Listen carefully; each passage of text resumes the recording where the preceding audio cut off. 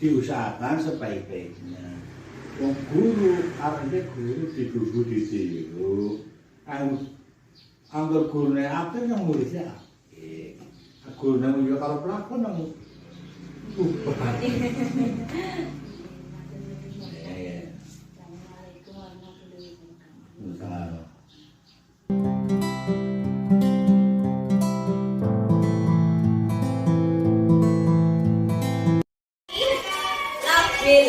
Nanti labelnya mau diisi kesepakatan kita, peraturan kita yang ada di kelas kalau kita lagi belajar. Contohnya satu, kalau belajar kita harus apa? Belajarnya apa? Yang bagus, bagus. Bagus.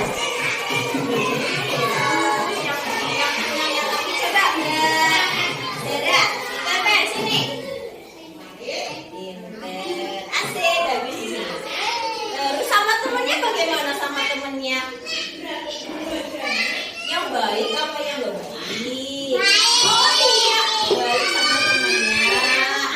Asik.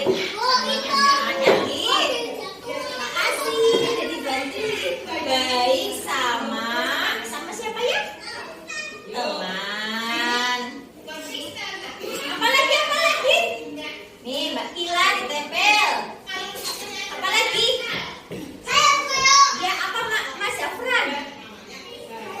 Kalau habis makan gimana kalau habis makan? Berdoa. Makanya doa. Habis makan doa. Mas aja. Kalau berangkat pagi apa siang? Pagi. Bazara lagi. Bazara pagi berangkat. Apa lagi?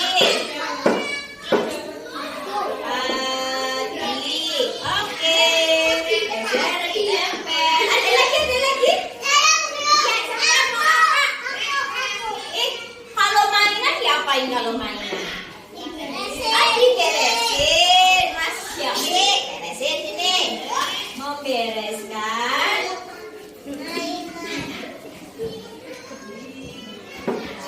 mainan. Jawab yang lagi.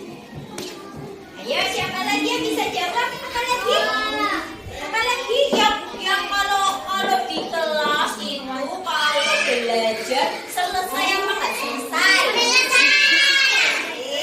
Ya, berangkat tepat waktu. Sama tante tadi berangkatnya. Berangkat tepat waktu. Oke, ditempel. Hebat. Yang belum siapa yang belum? Aneh, Mbak Safia. Sama temennya saya makan ya. Mbak Safia. Yang belum siapa lagi yang belum? Tempel. Sama mama saya makan ya? Sama temennya?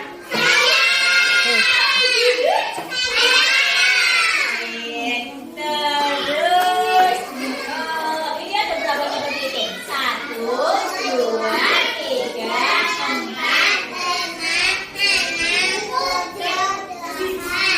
Oke, menjaga ketertiban kelas. Nih, coba Mas. Belum. Kelasnya harus bersih, harus tertib kalau habis belajar. Nih, belum nih.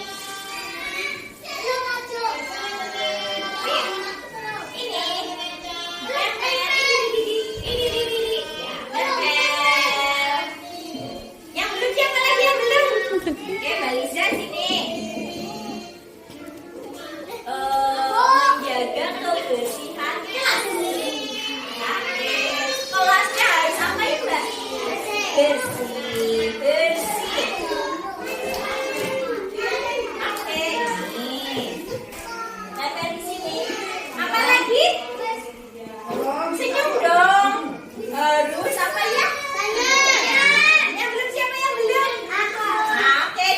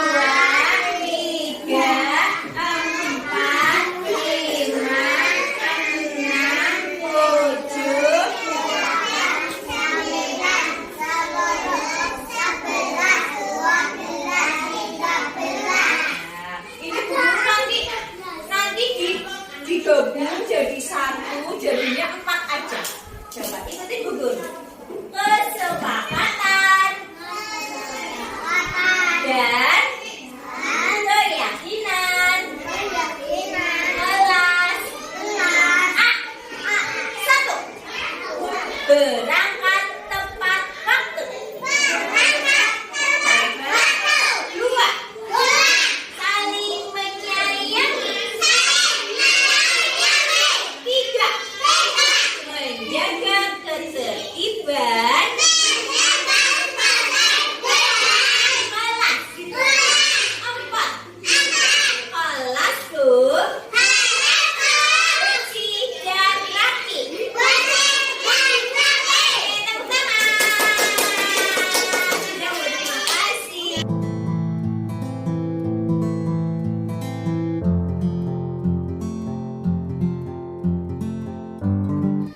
Assalamualaikum warahmatullahi wabarakatuh. Waalaikumsalam warahmatullahi wabarakatuh. Perkenalkan, nama saya Soni Ibu Kumalasari, calon guru penggerak angkatan 7 dari Kabupaten Kudus.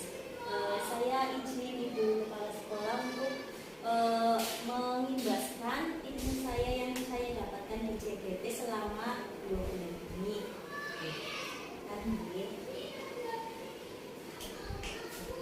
Ini pengajar praktek saya namanya Ibu Titi dan fasilitator saya namanya Bapak Marsudi.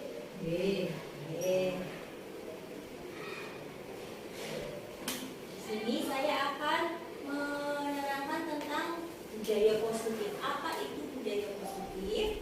Budaya positif adalah nilai-nilai keyakinan atau kebiasaan-kebiasaan di sekolah yang berkurang pada murid agar murid dapat berkembang menjadi pribadi yang kritis, menjadi anak yang penuh hormat dan bertanggung jawab. Jadi di sini kita diajarkan untuk anak-anak itu untuk berpikir secara kritis Ibu. Jadi nggak terus-terusan berusaha kepada gurunya. Jadi apa yang anak-anak ungkapkan kita terima dan nanti kita ungkapkan lagi dan bisa yang benar yang mana, yang salah yang salah. Apa itu berpihak pada murid? Menurut Ki Hajar Dewantoro, setiap anak itu mempunyai kemerdekaan untuk belajar sesuai dengan keinginannya dan kemampuan alamiah yang terbentuk dalam diri anak. Jadi kita itu dari Bapak Ki Hajar Dewantoro itu diibaratkan sebagai petani. Jadi kita siapkan lahannya, kita tanam, kita rawat dengan baik supaya anak-anak bisa jadi tumbuh menjadi pribadi yang baik. Jadi misalnya kita tanam padi itu nggak bisa tumbuh sebagai jagung. Jadi padi ya nanti tumbuhnya padi. Jadi nanti tumbuh padi dan nanti padinya tinggal padinya bagus apa padinya tidak bagus seperti itu. Jadi Bapak Ki Hajar Dewantoro itu meminta kita untuk biarkan anak bermain sesuai dengan kemampuannya masing-masing. Yang pertama, setiap anak itu unik. Ya. Kadang ada yang nggak mau apa gitu ya, nangis gitu. Itu unik juga nggak apa-apa. Nanti juga diam sendiri setelah sampai. Yang kedua, setiap anak itu mempunyai bakat dan minatnya masing-masing. Ada yang suka mewarnai, ada yang suka lari-lari, senam itu nanti yang lari-lari itu bisa kita ajarkan untuk senam atau apa kayak gitu. Jadi fisik motoriknya itu tersalurkan ke senam itu, ke gerakan-gerakannya. Terus yang ketiga, kita sebagai pendidik hanya bisa menebalkan laku anak sesuai kodratnya, sesuai kodrat alam dan zamannya. Sekarang kan anak-anak cenderung ke itu Ibu apa? Video-video kayak gitu. Iya, permainan kayak gitu. Jadi kita ya menyesuaikan sedikit kayak gitu. Nanti lama-lama anak-anak juga tahu. Tapi ya harus kita bimbing terus, atau mainan HP terus seperti itu. Sebagai guru kita juga menjadi contoh dan teladan yang baik bagi peserta didik sesuai trilogi pendidikan.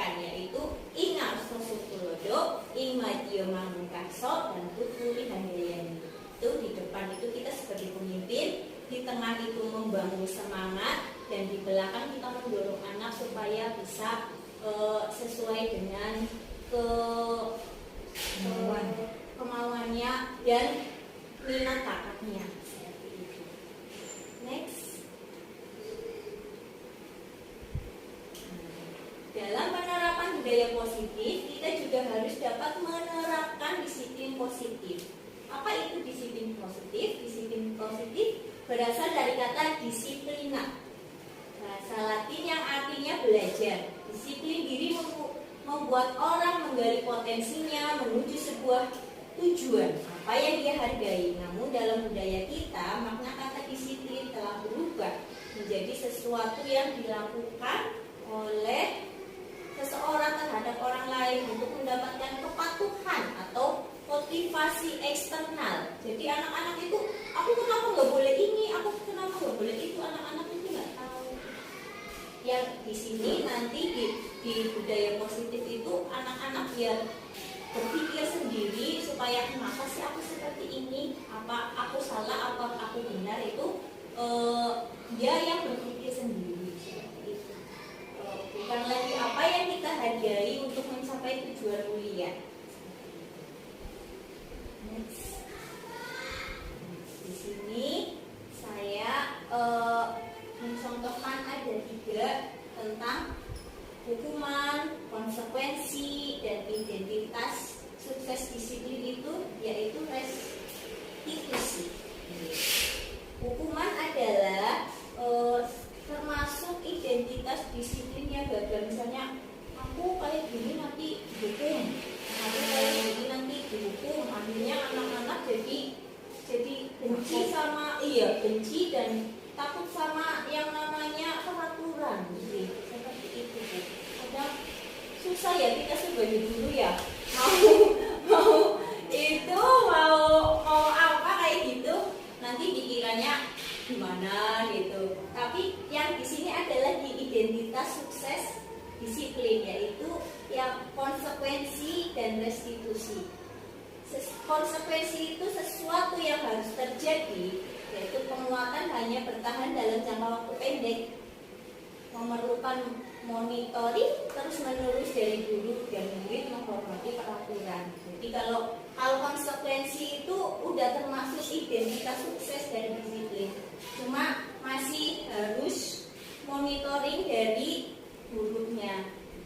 Sedangkan kalau restitusi itu merupakan pilihan menguatkan murid dalam jangka waktu yang panjang.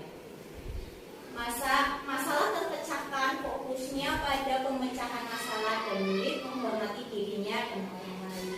Kita nanti diharapkan bisa ini, tapi ya mungkin restitusi, tapi ya itu bertahap gitu, nggak bisa langsung. Memang susah sih nih, mungkin memang saya juga lagi belajar baru 2 bulan.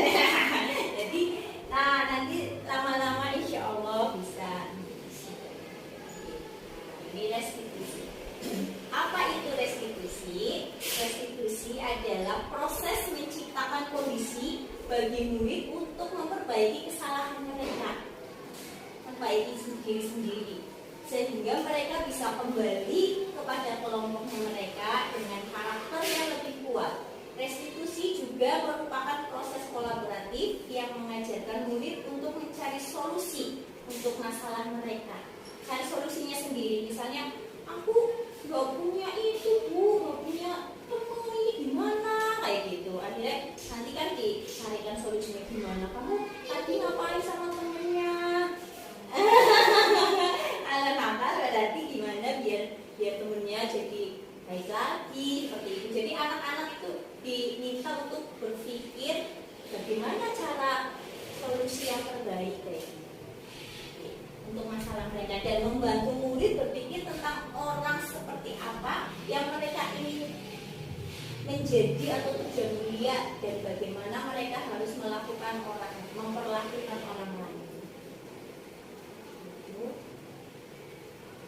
Ini ada 9 ciri-ciri restitusi. 1. Bukan untuk menebus kesalahan, namun untuk belajar dari kesalahan.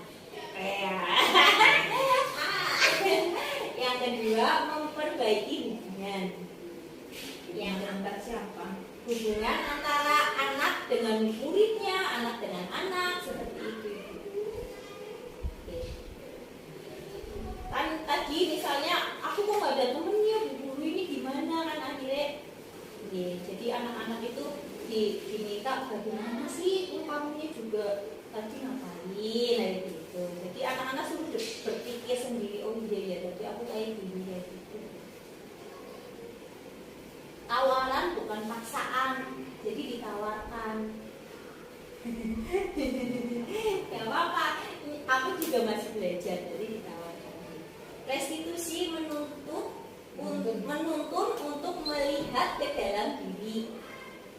Restitusi mencari kebutuhan dasar yang mendasari tindakan.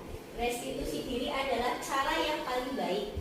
Yang ketujuh, restitusi fokus pada karakter bukan tindakan. Yang kedelapan, restitusi fokus pada solusi. Jadi kita mencari solusi yang terbaik untuk anak seperti itu. Anak-anak juga diminta untuk kritis untuk gimana caranya.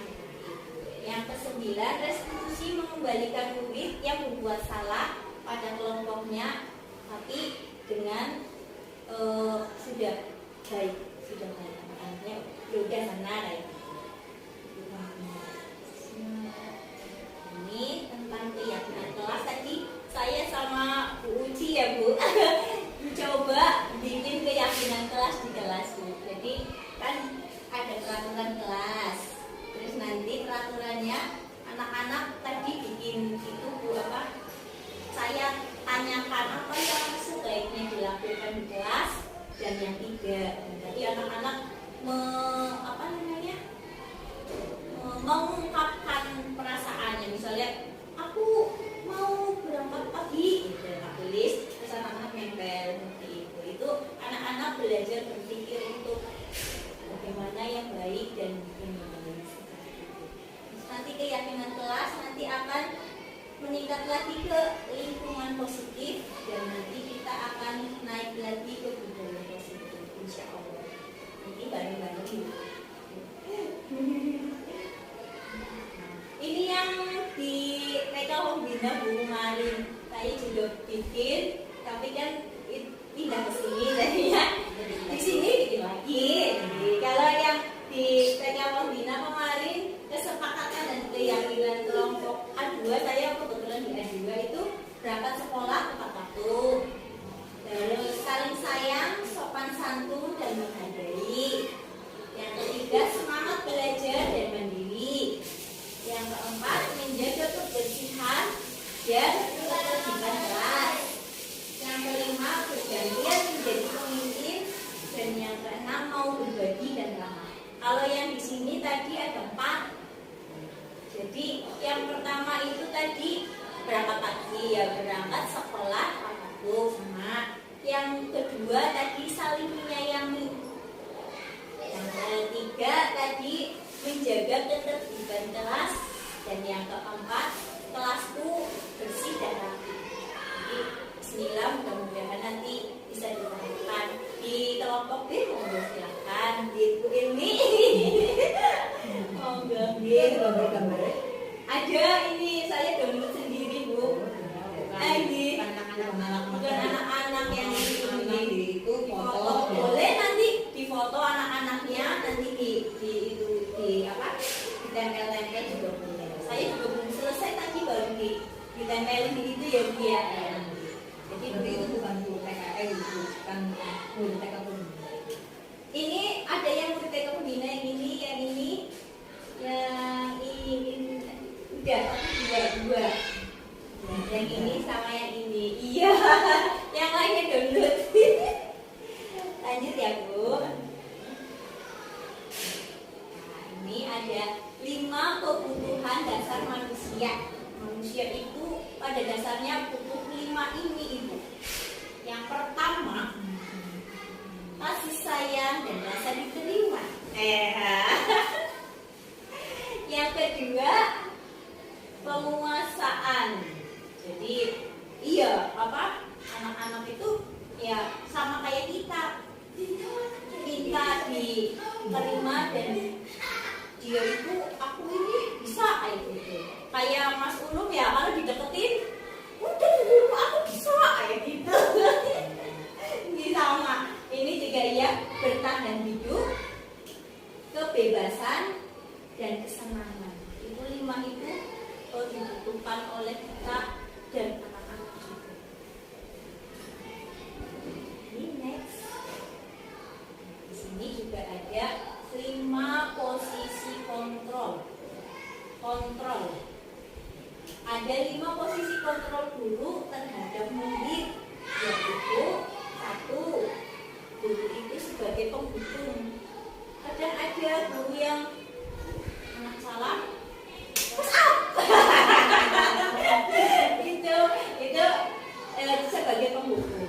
Kalau yang kedua, membuat orang merasa bersalah. Misalnya gini, anak-anak lupain apa? Ya, gimana sih? Kok ditumpahin? Nanti bu guru gimana? Itu membuat anak merasa bersalah. Terus gimana ini ya? Ya, jadi anak-anak itu ini banyak salah kayak gitu. Akhirnya anak-anaknya merasa ketakutan seperti itu. Yang ketiga, sebagai teman, ini udah bagus sih kalau sebagai teman, cuma masih belum maksimal karena anak-anak kadang merasa gurunya itu gampang kayak gitu. Aku terlambat, gampang nanti, iya begini kayak gitu. Ya akhirnya menyepelekan ada yang sebagai teman. Yang nomor 4 sebagai pemantau itu lebih bagus lagi dari teman dan membuat orang merasa bersalah atau penghukum. Jadi udah bagus yang ini pemantau dan manajer yang bagus. Pemantau itu anak-anak melakukan kegiatannya sendiri, kita mantau dan kalau salah kita arahkan gitu. Ya, kita arahkan. Jadi nggak selalu berpusat pada guru seperti itu. Terus yang kelima sebagai manajer ini yang paling bagus. Saya juga sebenarnya lagi ingin sampai ke sini, tapi ya pelan-pelan nggak apa-apa. Manajer itu yang paling yang paling bagus sebenarnya. Tapi memang belum sampai ke situ. Sebenarnya di sini ada link YouTube-nya Bu. Nanti saya kirim aja ya. Di sini nggak ada sih. Isinya tentang sebagai penghukum, membuat orang merasa bersalah, sebagai teman, sebagai pemantau dan manajer. Di sini ada penjelasannya. Ada 5 posisi berarti untuk gurunya. Iya, untuk gurunya. Gurunya itu sebagai apa di kelasnya seperti itu. Jadi ada yang sebagai penghukum, ada yang membuat merasa bersalah, ada yang teman, ada yang pemantau atau manajer. Kita pilihnya ini nomor 3, 4 atau 5. Tapi yang paling bagus nomor 5. Iya. Pelan-pelan insya Allah bisa. Saya juga lagi belajar. Lanjut ya Bu. Nah, di sini ada segitiga restitusi. Jadi ini kalau ada anak yang itu melakukan kesalahan, misalnya mengganggu temannya, itu di sini ada cara-caranya itu. Misalnya gini. Iya, caranya biar anak-anak itu, kadang ada anak yang dimarahin langsung takut. Iya. Kadang ada yang aku pukul, gitu. Yang ada. Yang sering ngambuk kayak tadi. Yang ngamuk-ngamukan juga ada. Iya, itu anaknya caranya gimana? Ya ini ada caranya itu. Jadi pertama ditanyakan dulu validasi ini menstabilkan identitas. Jadi setiap orang pasti pernah melakukan kesalahan. Jadi nggak langsung dimarahin, malah tambah. Tapi sebenarnya iya, gemes ya Bu ya. Tapi ya memang belajar nggak apa-apa. Setiap orang pasti pernah melakukan kesalahan. Kamu bukan satu-satunya yang pernah melakukan kesalahan. Jadi seperti itu. Terus ditanyakan yang tadi bikin keyakinan kelas itu ya, nilai apa yang telah kita sepakati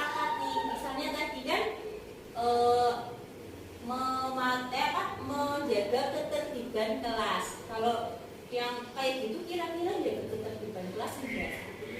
Tanyakan gitu. Kamu ingin menjadi orang yang seperti apa?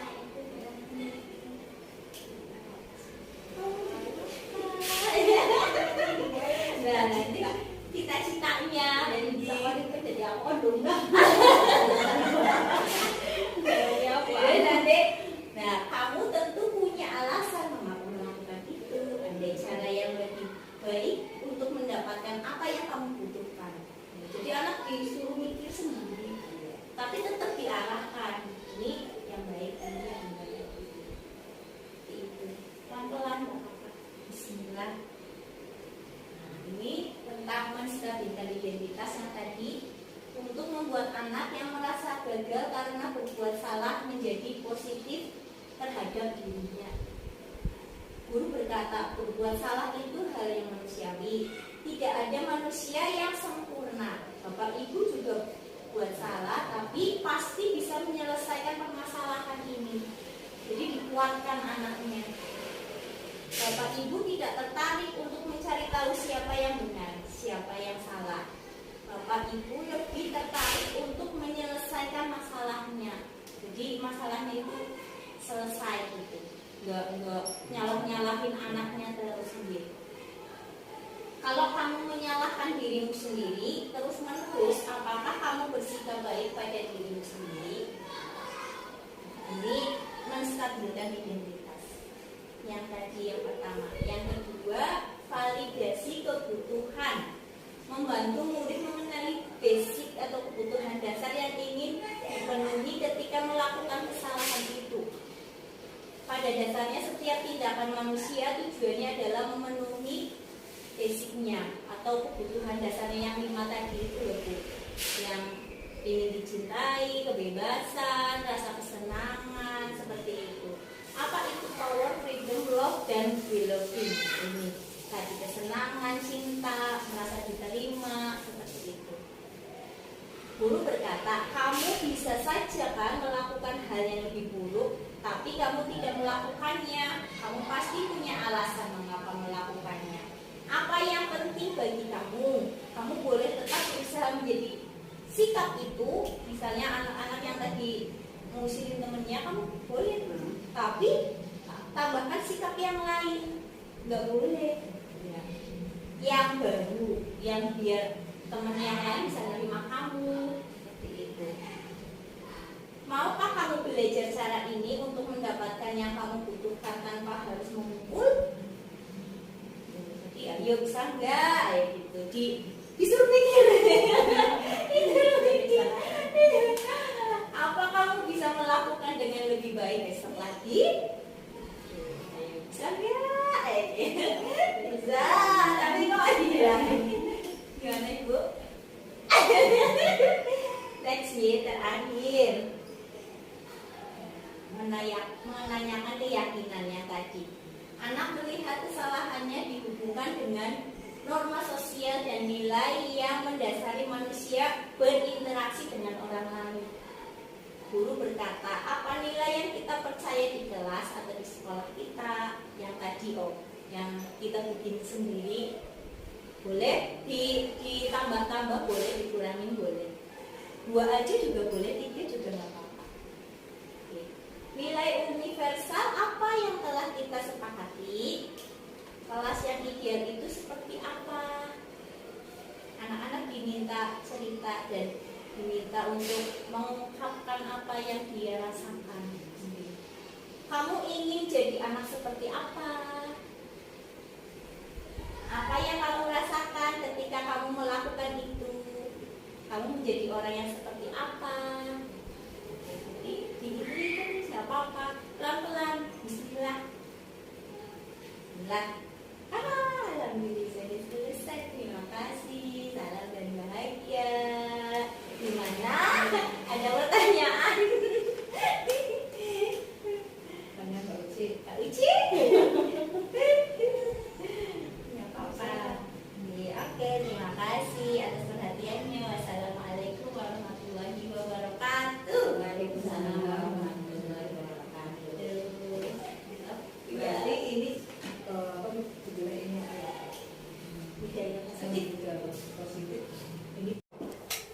Bismillahirrahmanirrahim. Assalamualaikum warahmatullahi wabarakatuh.